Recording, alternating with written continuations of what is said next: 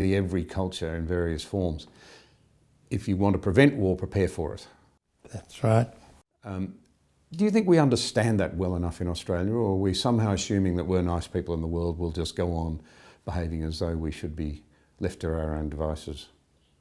Well, I think that what you said is absolutely right. I think in Australia we've been so, as a nation, and I know there are pockets of great poverty and so on, but as a nation we've become extremely wealthy, and as such we're now 25 million people. When we were 4.5 to 5 million, we took care of our defence.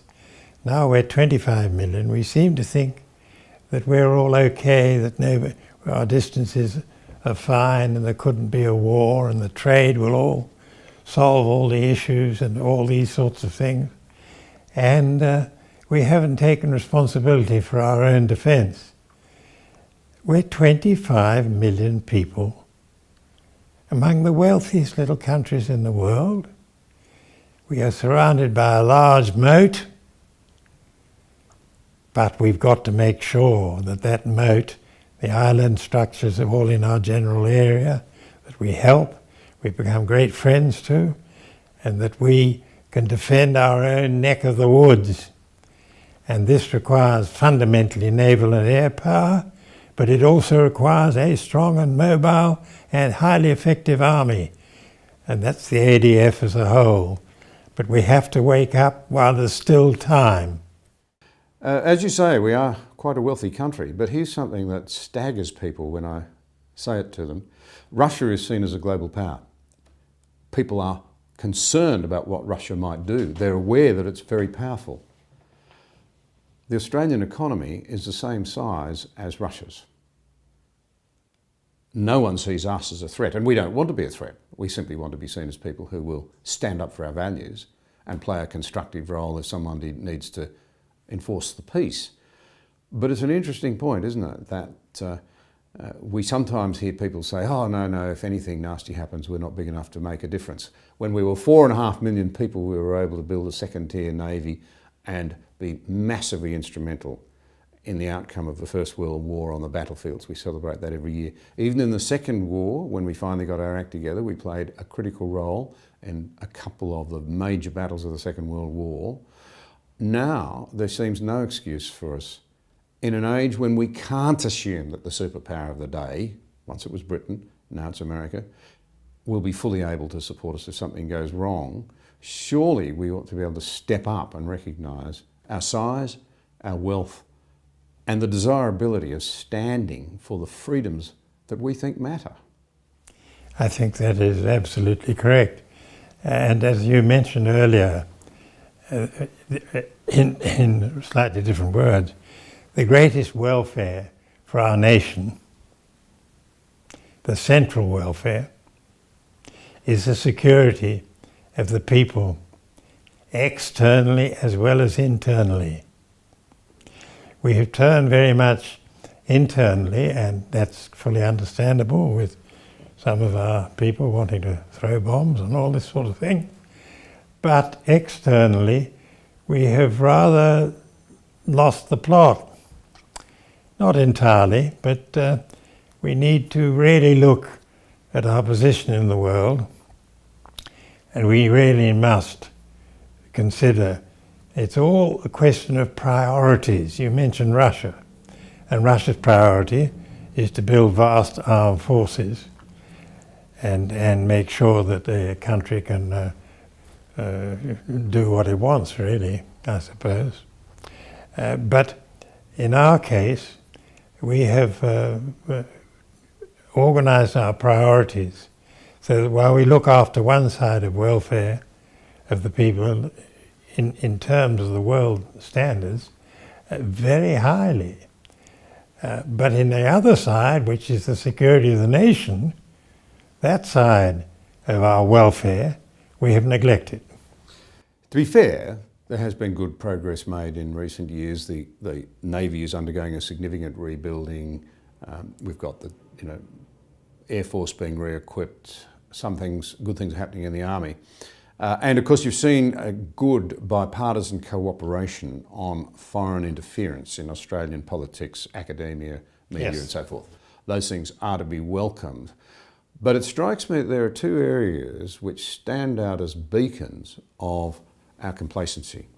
You mentioned it took, 4 or 5 years to get a second-tier navy from the moment of decision to having it here, sailing through the heads before the First War. You talked about the extraordinary way in the Cold War in which over a 5-year period we invested in new ships out of America, new submarines, taught our people how to operate submarines.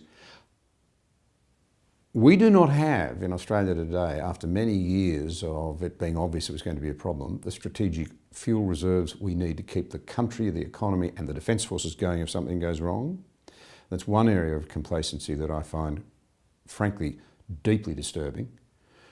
And the second area is one that I think you will have some strong views on as a former naval man. 10 years ago it was agreed with some urgency that we needed a new modern submarine fleet. 10 years ago, and we're still at the point of being uncertain as I speak now as to the sign-off on those. The earliest any of them might arrive would be the mid-30s, still a long way away ago, leaving from here, leaving an enormous gap in the meantime. Why are we not able to move faster as a nation when we recognise, on a bipartisan basis, I think it was widely recognised, way back 10 years ago, that we needed to move, that in fact, and to put some numbers around it, that the Chinese would have around 70 submarines in the water by 2020. My understanding is that they got there well ahead of that date. We still haven't finished ordering and designing ours. Well, I think that what you're saying is something that the nation must really closely look at. Perhaps one should consider that we used to have a policy where we built in Australia whatever we could in our Navy.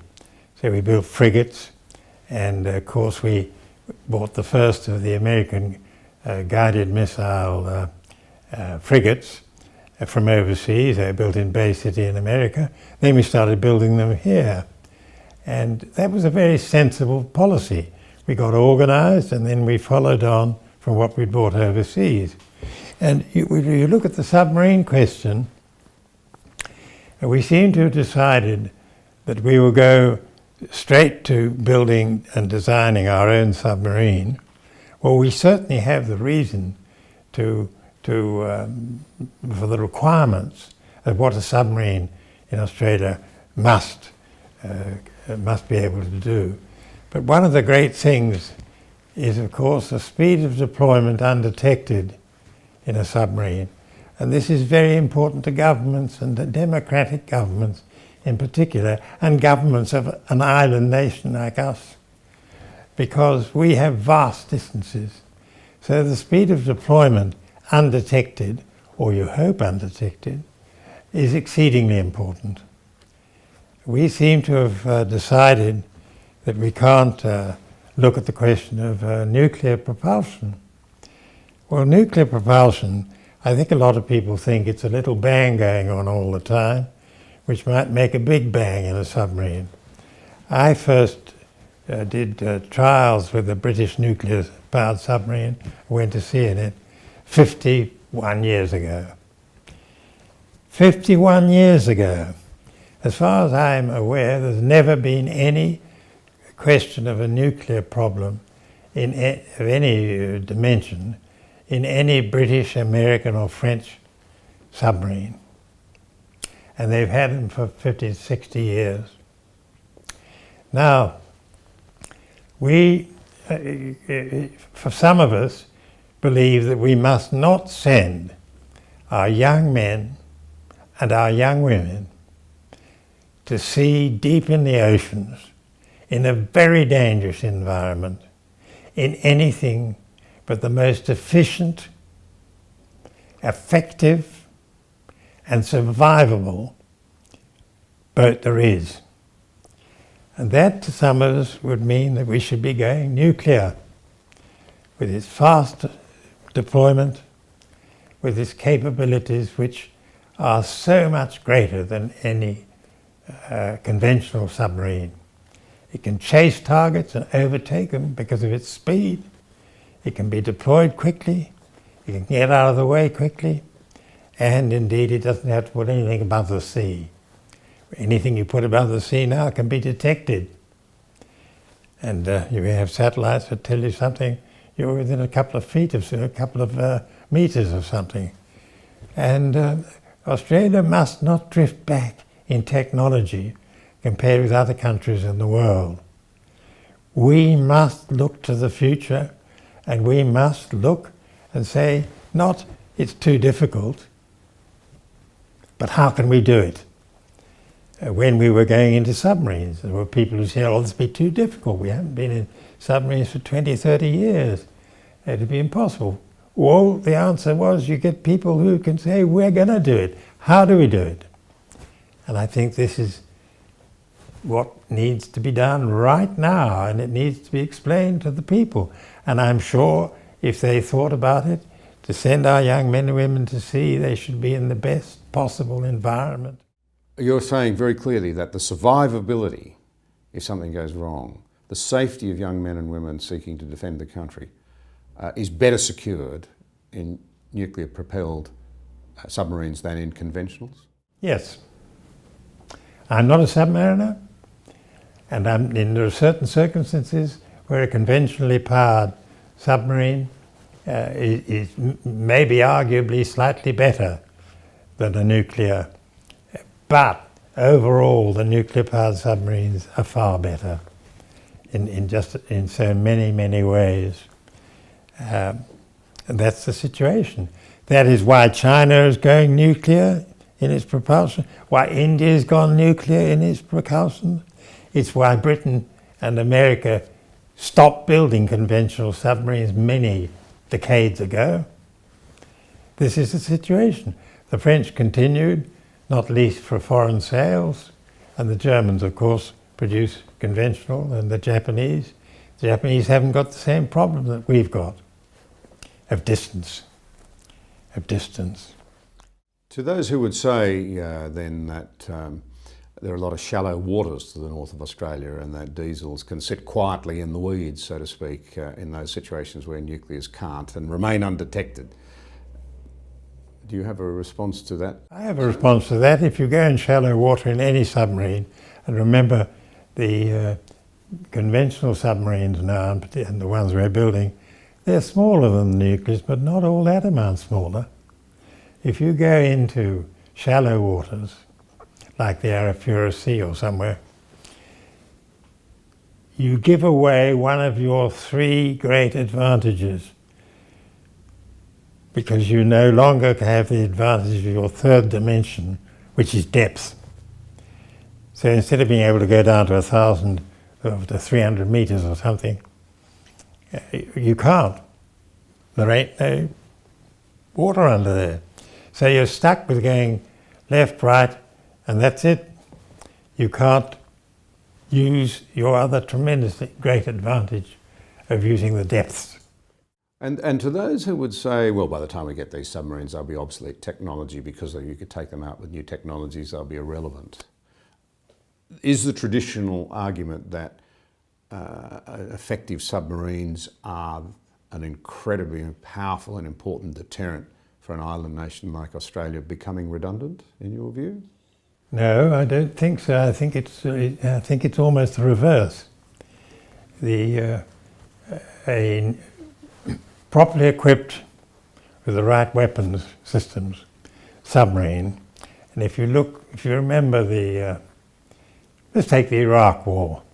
Our TV showed missiles, Tomahawk missiles, fired from destroyers or submarines,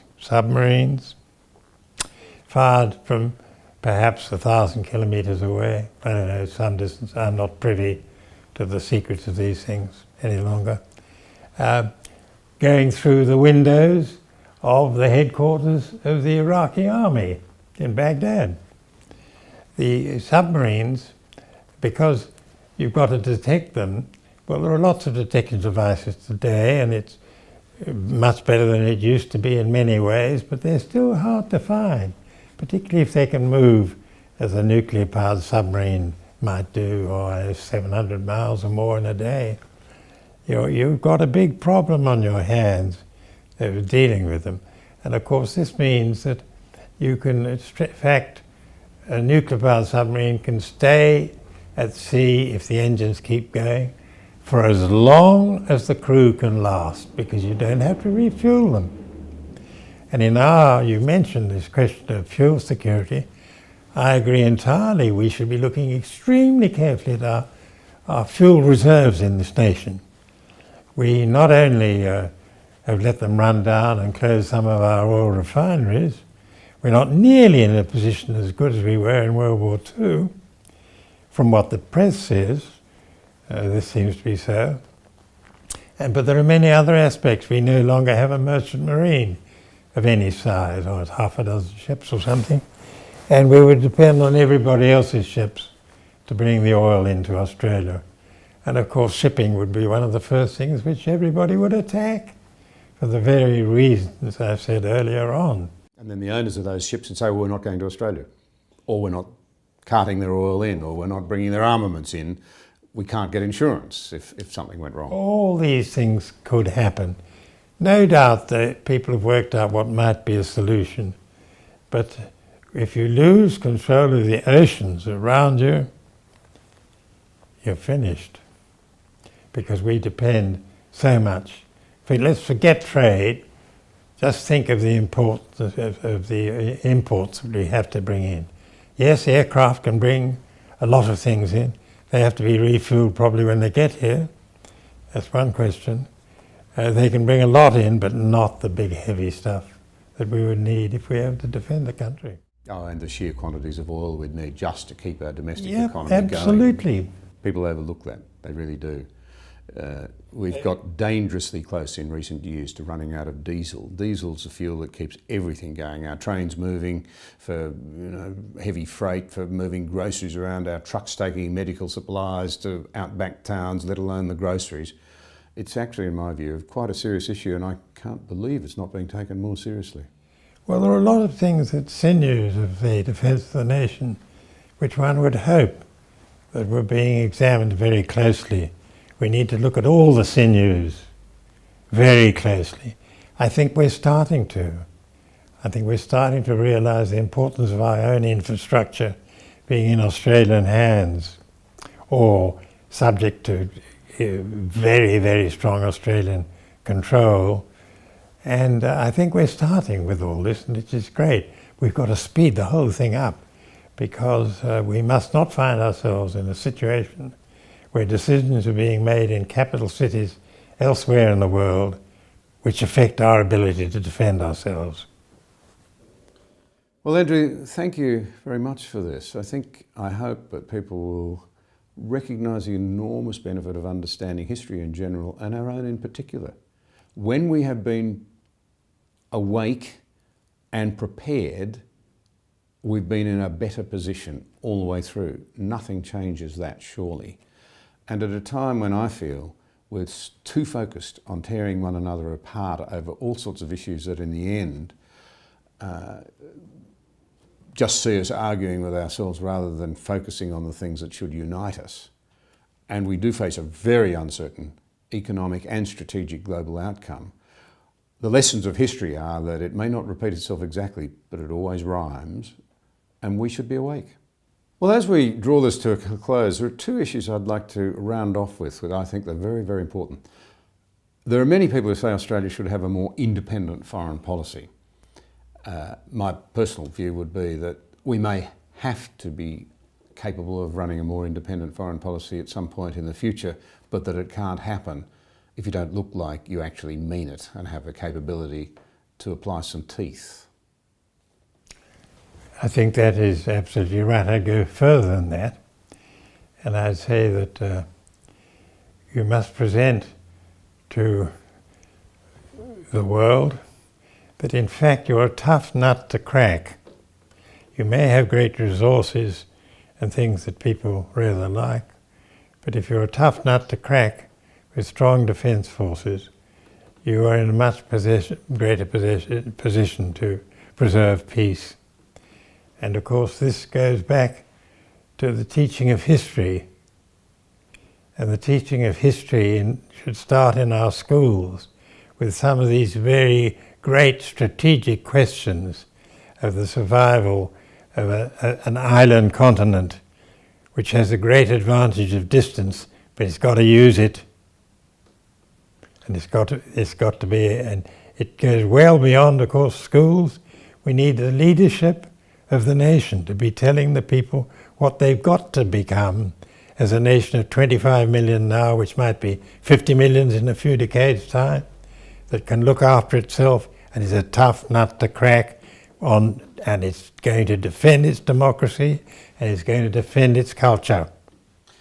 Well, that was the other point I was going to raise. You've just touched on it. It's really important that we understand history. And the value of this conversation, I think, is in many ways bound up with the extraordinary perspective you have over a very long time of involvement with Defence Forces. But surely that lesson of history is that whilst it may never repeat exactly, it always rhymes. What's happened in the past always provides a valuable classroom for the future. I do worry that we don't teach history comprehensively and in a coordinated way, and that it's often, to be blunt about this, ideologically driven. Facts are facts, military facts, particularly of military facts. Military people spend a lot of time, as do economists by the way, studying history so that they can avoid the mistakes of the past. Surely it's time we tried to make certain that our children, who are plainly interested and get the general drift of how important that is, you see that every Anzac Day service, to make sure that they actually do know what happened, what prices were paid for our freedoms, and how we can avoid having them threatened readily in the future. I think that this is correct. One of the aspects of this, of course, is our migration program. Now, in World War I and World War II, we were both basically, we had all our arguments and all the problems that go on in democracies, but we were basically very cohesive nations. And when the bells rang and then people said, get in the army, get in the Navy, get in the Air Force, get going, we did exactly that. And we have to teach our young, and particularly our immigrants, many of whom come from countries without a maritime history as we know it, the sinews of Australia's defence, the sinews of our history that we pass on to our children. And we must concentrate to a huge degree on the cohesion of the nation, speaking English well, really prepared to defend our democracy and our culture. And if we get away from that, then you may find that Australia becomes indefensible. And of course, very many of those immigrants have come here looking for freedom, and they'll tell you so. And they will often say, I have this happen a great deal. We wish Australia was a bit more alert. We came here looking for freedom. We've found it. We don't want to lose it. Thank you very much. Thank you.